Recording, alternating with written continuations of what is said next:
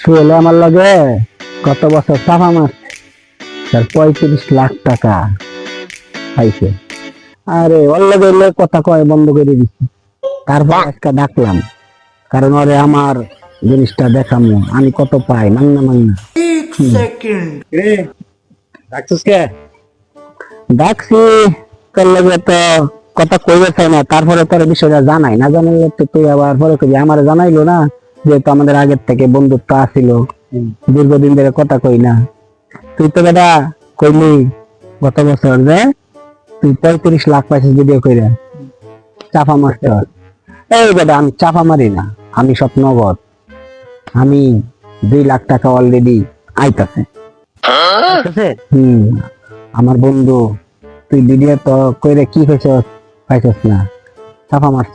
আর আমার বন্ধু নগদে ভিডিও করতে কইরে পাই গেছে 50 লাখ। এখন আমি কইছি আমারে কিছু টাকা দে, তোর কত লাগবে তুই খালি কয় আমারে। কিছু কিছু মনে কর পাঠাই দিছে, পাঠাই দিছে টাকা আইতাছে। আচ্ছা আইতাছে।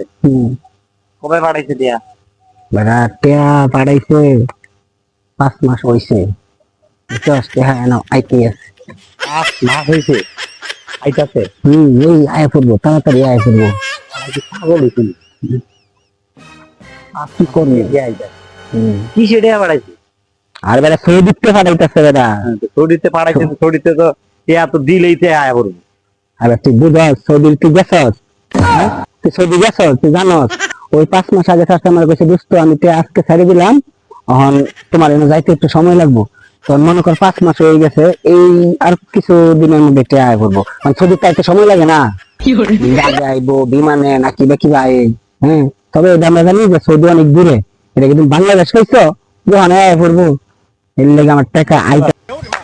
শালার আমার বন্ধুর টাকার চিন্তায় একবারে মাথাটা নষ্ট হয়ে গেছে। টাকা ছাড়বো 5 মিনিটে টাকা আয় পড়বো, সেই জায়গায় 5 মাস হয়েছে, এখনো বলে কইতাছে কয় আর একটু সময় আছে, টাকা আইতাছে। আর কি মাথায় সমস্যা হয়ে গেছে। না এরে নিয়ে আর হবে না, এরে মনে হয় পাপ নাই নেওয়াই লাগবে কনফার্ম।